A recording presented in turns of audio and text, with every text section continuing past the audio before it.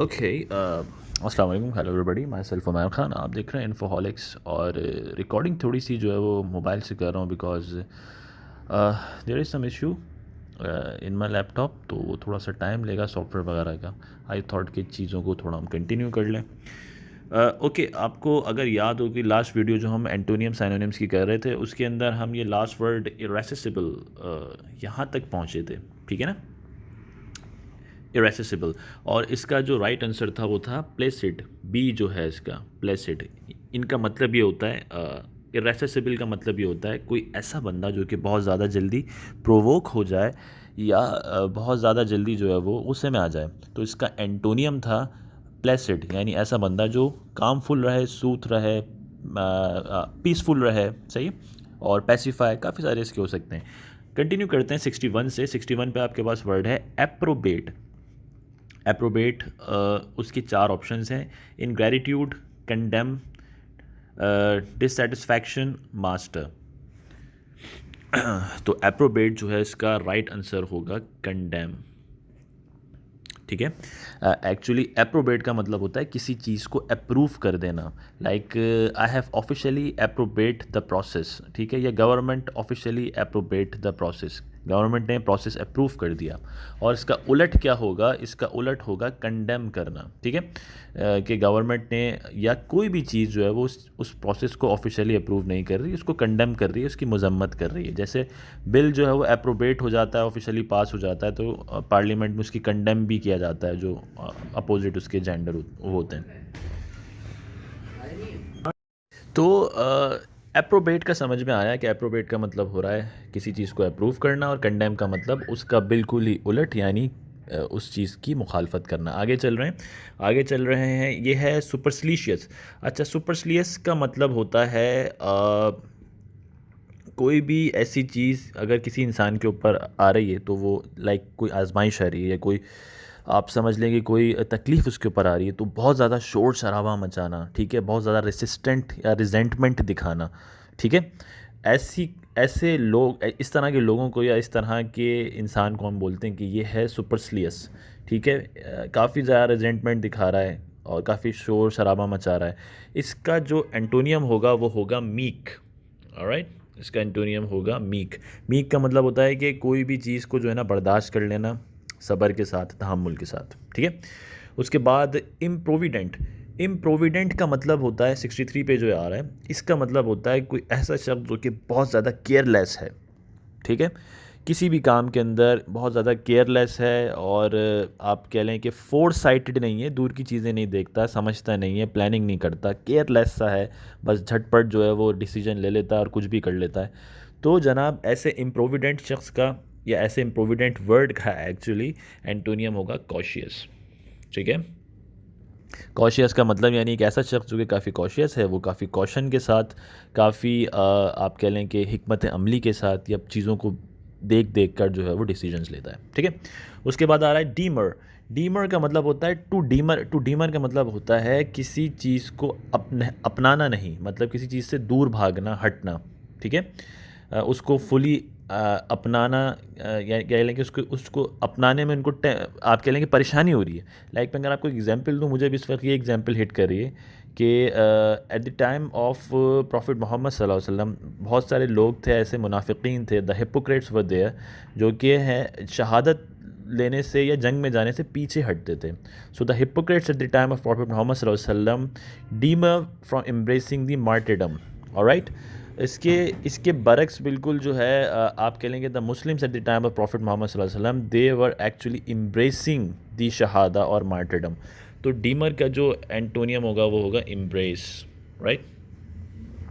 Okay, I hope कि ये आपको क्लियर हुआ होगा, डीमर और एम्ब्रेस, ठीक है। उसके बाद 65 के ऊपर आ रहा है फैचियस। फैचियस जो है वो ऐसे शख्स को कहते हैं जो बिल्कुल जो है वो बुद्धू होता है, ठीक है, बिल्कुल बुद्धू, पागल सा।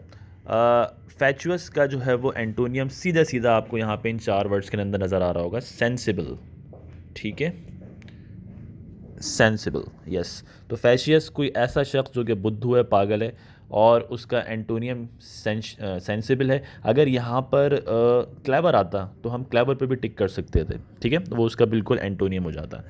ऑलराइट, आगे मूव कर रहे हैं।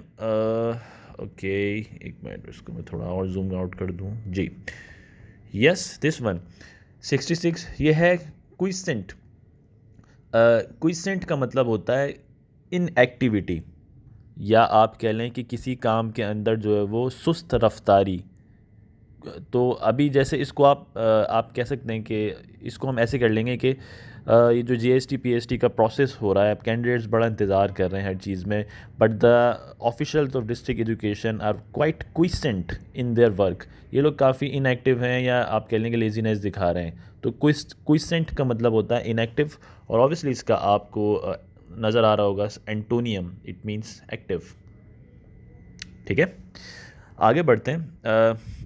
सर्टोरियल, अच्छा, सार्टोरियल का मतलब होता है, सार्टोरियल, और ये चार जो हैं वो आपको वो दी हुई हैं, चॉइसेस दी हुई हैं। सार्टोरियल, इसमें चेयरफुल, सिंसियर, इनएलिगेंट और होमस्पन। सार्टोरियल का मतलब होता है कोई भी ऐसा कपड़ा जिसको आप टेलर के पास ले गए और वहाँ जाके आपने उसमें कटिंग कर दी।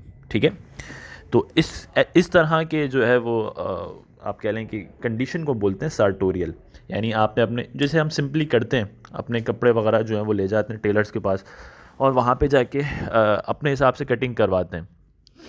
तो ये है सार्टोरियल। और जो कपड़े या जो क्लोथ घर में सिया जाए या घर में बनाया जाए उसको कहते हैं होम स्पन। तो इसका होगा राइट आंसर होम स्पन। ठीक है, उसके बाद 68 के ऊपर आ रहा है सेपियंट। सेपियंट जो है इसका मतलब होता है, ये चार कंडीशंस हैं आपके पास, आप देख लें अगर आपको समझ में आ रहा है इसमें, वरना मैं इसको क्लियर कर रहा हूँ अभी। सेपियंट का मतलब होता है कोई ऐसा शख्स, कौम या कोई ऐसी लिविंग बीइंग जिसका इंटेलेक्चुअल लेवल बहुत हाई हो, वो अपनी इंटेलेक्ट में हाई हो, वो जीनियस हो। ठीक है, वो काफ़ी हाई लेवल पे जाके सोचता हो, प्रोसेस करता हो, चीज़ों को समझता हो लॉजिकली। ठीक है, उसको सेपियंट कहते हैं। इसी वजह से ह्यूमंस जो हैं, हम इंसान जो हैं, उनका बायोलॉजिकल नेम भी यही रखा गया है, होमो सेपियंस। होमो सेपियंस मतलब ऐसी आप कह लें कि इस तरह के लोग या इस तरह के लिविंग बींग्स जो कि सेपियंस हैं, काफ़ी लॉजिकल हैं, नॉलेजेबल हैं, काफ़ी हाई लेवल पे जाके चीज़ों को प्रोसेस कर रहे होते हैं। होमो सेपियंस से याद रखिएगा, सेपियंट यानी इंटेलेक्चुअली हाई लोग। तो अब इन चार कंडीशंस के अंदर, या जो चार अभी ऑप्शंस दिए हुए हैं, इसमें इसका उलट होगा सिंपल। ठीक है, सिंपल का मतलब है कि ऐसा शख्स या ऐसा ग्रोह या ऐसी लिविंग बीइंग जो कि बहुत ही सिंपल लेवल के ऊपर प्रोसेस कर रहा है, ज़्यादा ऊपर का वो सोच ही नहीं सकता, उसमें इतना इंटेलेक्चुअल लेवल है ही नहीं, या उसका इंटेलेक्चुअल लेवल बहुत सिंपल है। आई होप कि मैं ये पॉइंट क्लियर कर पाया हूँ। आगे चल रहे हैं जी, दिस वन 69, मैट्यूटिनल। अच्छा, मैट्यूटिनल बेसिकली कहते हैं जब कम्प्लीटली एक सुबह हो जाती है ना, मॉर्निंग हो जाती है, सुबह का समा जो होता है, कंप्लीट मॉर्निंग का समा, सूरज निकल गया है, चमक रहा है, और एक यानी कि एक सुबह का बिल्कुल कंप्लीट मंज़र पेश हो रहा है, ऐसे मंज़र को हम बोलते हैं मैटिट्यूनल सीन। ठीक है, इसका उलट जो है वो, या एंटोनियम जो है वो होगा क्रैप्स्कुलर। क्रैप्स्कुलर, क्रैप्स्कुलर कहते हैं ट्वाइलाइट को। आपने वर्ड सुना होगा ट्वाइलाइट।